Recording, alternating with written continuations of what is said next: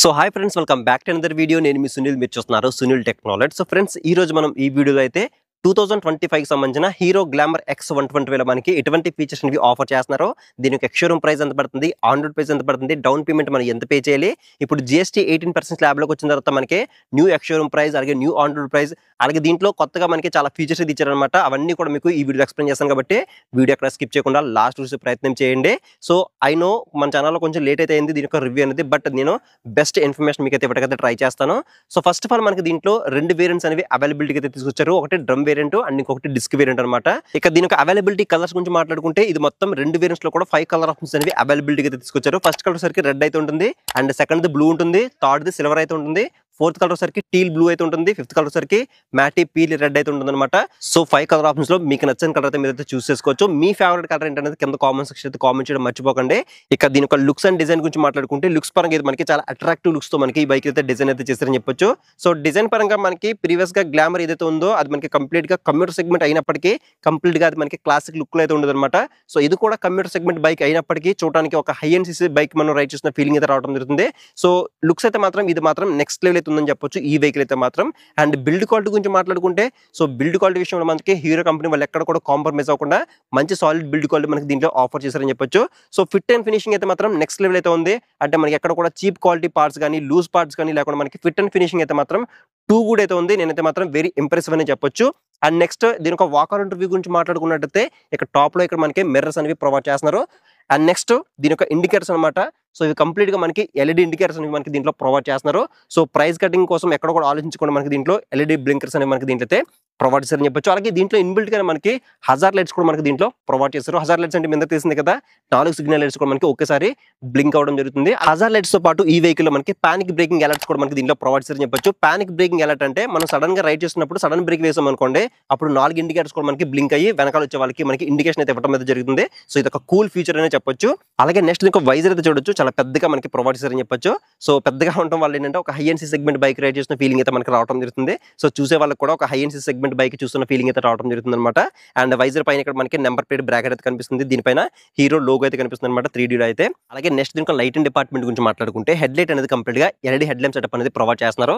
So LED head lamp setup అనేది provide చేస్తారు కాబట్టి నైట్ టైం విజిబిలిటీ కూడా మనకి టూ గుడ్ అయితే ఉంటుంది. సో హెడ్ లైట్ యొక్క డిజైన్ కూడా చాలా యూనిక్ గా చాలా స్టైలిష్ గా మనకి డిజైన్ చేశారని చెప్పొచ్చు. సో దీంట్లో ఇన్బిల్ట్ గానే ఎల్ఈడి డిఆర్ఎస్ అనేవి ప్రొవైడ్ చేశారని చెప్పొచ్చు. అలాగే నెక్స్ట్ ఇంకా సస్పెన్షన్ గురించి మాట్లాడుకుంటే, front side 30 mm telescopic forks అనేవి ప్రొవైడ్ చేస్తున్నారు. సో ఫ్రంట్ సైడ్ సస్పెన్షన్ చూడడానికి ఈ విధంగా అయితే ఉంటుంది. దీనిపైన ఇక్కడ మనకి రిఫ్లెక్టర్ కూడా కనిపించడం జరుగుతుంది. అలాగే నెక్స్ట్ ఇంకా మడ్ గార్డ్ గురించి మాట్లాడుకుంటే, ఇది కంప్లీట్ గా మనకి డ్యూయల్ టోన్ లో డిజైన్ చేశారు అనమాట. అంటే ఫ్రంట్ అంతా కూడా మనకి కంప్లీట్ గా రెడ్ అయితే ఉంటుంది, బ్యాక్ సెక్షన్ లో కంప్లీట్ గా మ్యాటీ బ్లాక్ అయితే ఉందని చెప్పొచ్చు. ఫైబర్ టైప్ ప్లాస్టిక్ బాడీతో మనకి దీని ఒక మడ్ గార్డ్ అనేది డిజైన్ చేశారని చెప్పొచ్చు. అలాగే నెక్స్ట్ ఇంకా టైర్స్ అండ్ వీల్స్ గురించి మాట్లాడుకున్నట్టయితే, ఫ్రంట్ సెక్షన్ లో 80/100 80 నుంచి ట్యూబ్లెస్ ఎల్లా వీల్స్ అనేవి ప్రొవైడ్ చేస్తున్నారు. సో ఫ్రంట్ సైడ్ టైర్ అనేది చూడడానికి ఈ విధంగా అయితే ఉంటుంది. అలాగే నెక్స్ట్ ఇంకా బ్రేకింగ్ డిపార్ట్మెంట్ గురించి మాట్లాడుకున్నట్టయితే, ఫ్రంట్ సెక్షన్ లో 240 mm డిస్క్ బ్రేక్ అనేది ప్రొవైడ్ చేస్తున్నారు.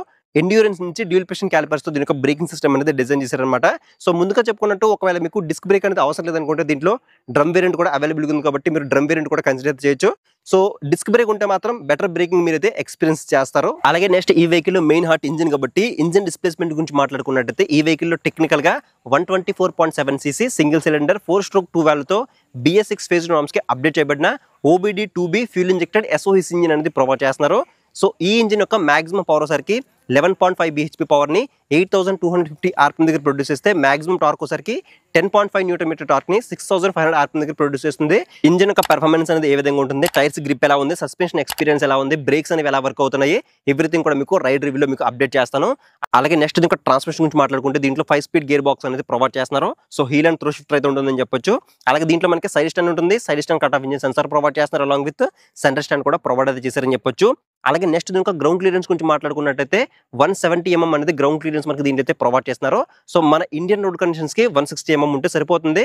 వీళ్ళు 170 mm అనేది ప్రొవైడ్ చేస్తారు కాబట్టి మీరు హెవీ స్పీడ్ బ్రేకర్స్ దగ్గర కానీ, పాట్ హోల్స్ దగ్గర కానీ, లేదంటే ఆఫ్ రోడింగ్ చేసినప్పుడు కూడా మీరు చాలా కంఫర్టబుల్ గా మీరు రైడ్ చేయొచ్చు.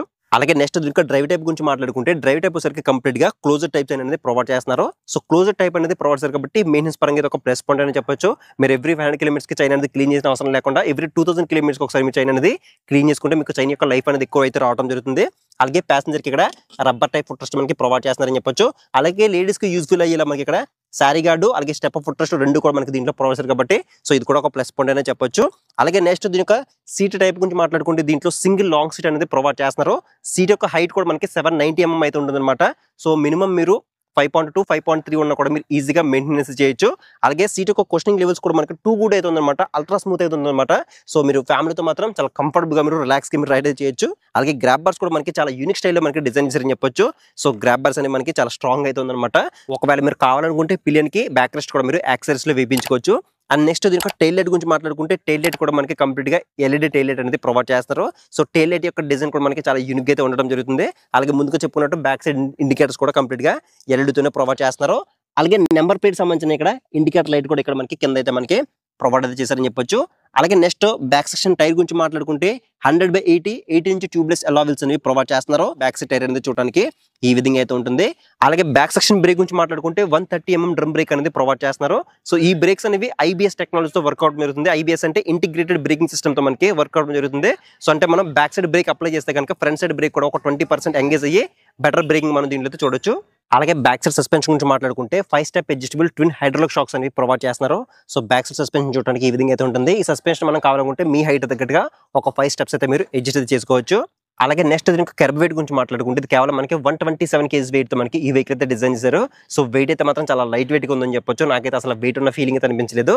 అలాగే నెక్స్ట్ దీనికి ట్యాంక్ కెపాసిటీ గురించి మాట్లాడుకుంటే దీంట్లో 10 లీటర్స్ మెటల్ ట్యాంక్ అనేది ప్రొవైడ్ చేస్తారు. మెటల్ ట్యాంక్ ఇచ్చారు కాబట్టి ఇది కూడా ఒక ప్లస్ పాయింట్ అనే చెప్పొచ్చు. సో దీనిపైన ఇక్కడ మనకి E20 స్టిక్కరింగ్ ఉంది కాబట్టి మనం కావాలనుకుంటే ఎథనాల్ బ్లెండింగ్ పెట్రోల్ కూడా దీంట్లో మనం ఫిల్ అయితే చేయించుకోవచ్చు. సో ట్యాంక్ యొక్క లుక్ అయితే చూడొచ్చు, మనకి చాలా మస్కులర్ డిజైన్ మనకి చాలా పెద్దగా అయితే కనిపిస్తుంది అనమాట. సో ఎక్స్టెన్షన్ కౌల్స్ పైన ఇక్కడ మనకి గ్లామర్ ఎక్స్ అని చెప్పేసి 3D బ్యాడ్జింగ్ అయితే కనిపిస్తుంది. అలాగే నెక్స్ట్ ఇంకా మైలేజ్ గురించి మాట్లాడుకున్నట్టయితే సో మనం అప్రాక్సిమేట్లీ 55 నుంచి 60 కిలోమీటర్స్ మధ్యలో ఎక్స్పెక్ట్ చేసి మనం ఈ వెహికల్ తీసుకోవచ్చు. సో మైలేజ్ అనేది పర్సన్ టు పర్సన్ మీరు రైడింగ్ చేసే విధానాన్ని బట్టి మారుతుంది కాబట్టి మీరు ఒకవేళ ఈ వెహికల్ యూస్ చేస్తుంటే మీ బైక్ అనేది ఎన్ని కిలోమీటర్ మైలేజ్ ఇస్తుందో కింద కామెంట్ సెక్షన్ లో కామెంట్ చేయండి. అలాగే నెక్స్ట్ ఇంకా హ్యాండిల్ బార్ గురించి మాట్లాడుకుంటే దీంట్లో single piece metal curved handle bar అనేది ప్రొవైడ్ చేస్తున్నారు. సో హ్యాండ్ బార్ యొక్క కంఫర్ట్ అయితే మాత్రం టూ గుడ్ అయితే ఉందని చెప్పొచ్చు. మరి అంత వైడ్ అయితే ఏం లేదు. అలాగే దీని యొక్క క్లచ్ అయితే మాత్రం టూ సాఫ్ట్ అయితే ఉంది. ఈవెన్ మనం సింగిల్ ఫింగర్ తో కూడా మనం హ్యాండిల్ చేయొచ్చు అనమాట, అంత సాఫ్ట్ అయితే ఉందని చెప్పొచ్చు. అండ్ నెక్స్ట్ హ్యాండిల్ బార్ ఉన్న స్విచెస్ గురించి మాట్లాడుకుంటే లెఫ్ట్ సైడ్ లో హై బీన్ లో బీన్ తో పాటు పాస్ స్విచ్ కూడా మనకి ఒకే బటన్ లో ఇంటిగ్రేట్ అయితే చేశారు. అండ్ కింద కానీ చూసుకుంటే ఇక్కడ మనకి మోడ్ అని ఒక బటన్ అయితే ఉంది. సో దీంట్లో మనకి 3 రైడింగ్ మోడ్స్ అయితే ఉంటాయి, ఎక్కువ, పవర్ అలాగే రోడ్ అని చెప్పేసి 3 రైడింగ్ మోడ్స్ అయితే ఉంటాయి. సో మోడ్స్ ని బట్టి మనకి పవర్ అండ్ టార్క్ కూడా మనకి కొంచెం లిటిల్ బిట్ మనకి చేంజ్ అయితే అవుతుందని చెప్పొచ్చు.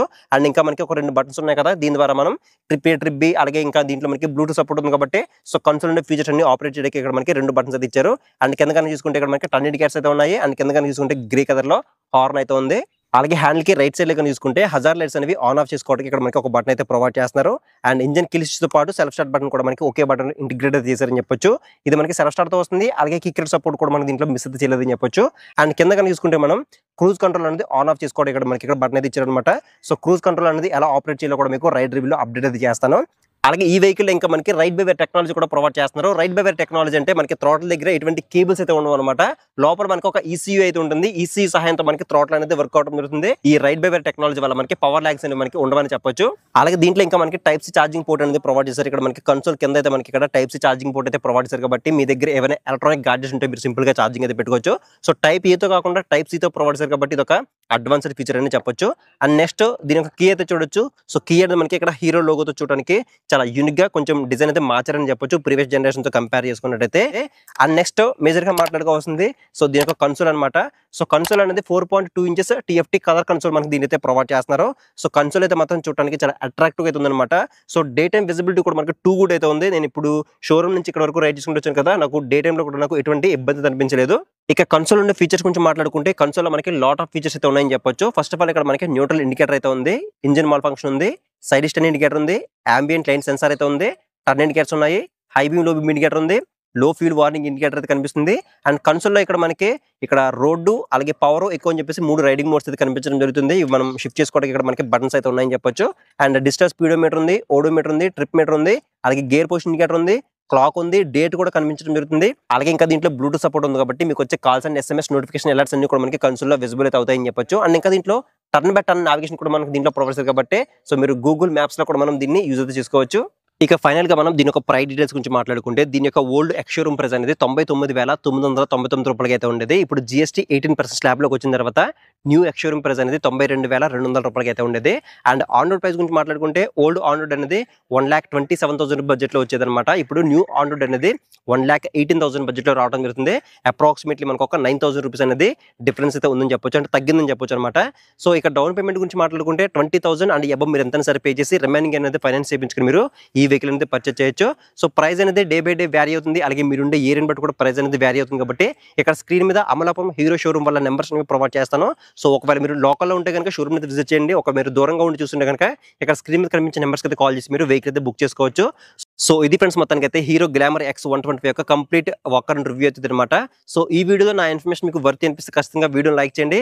అలాగే మన ఛానల్ అనేది 1 లాక్ సబ్స్క్రైబర్స్కి దగ్గరలో ఉంది కాబట్టి మీలో ఇంకెవరైనా మన ఛానల్ సబ్స్క్రైబ్ చేసుకోండి చూస్తే మాత్రం కింద ఛానల్ సబ్స్క్రైబ్ బటన్ అయితే ఉంటుంది. దాన్ని క్లిక్ చేసుకుని పక్కన నోటిఫికేషన్ బెల్ అనేది యాక్టివ్ చేసుకోండి. సో నెక్స్ట్ వీడియోలో మీకు దీని యొక్క కంప్లీట్ రైడ్ రివ్యూ కూడా మీకు అప్డేట్ చేస్తాను. సో నెక్స్ట్ వీడియోలో మళ్ళీ కలుద్దాం.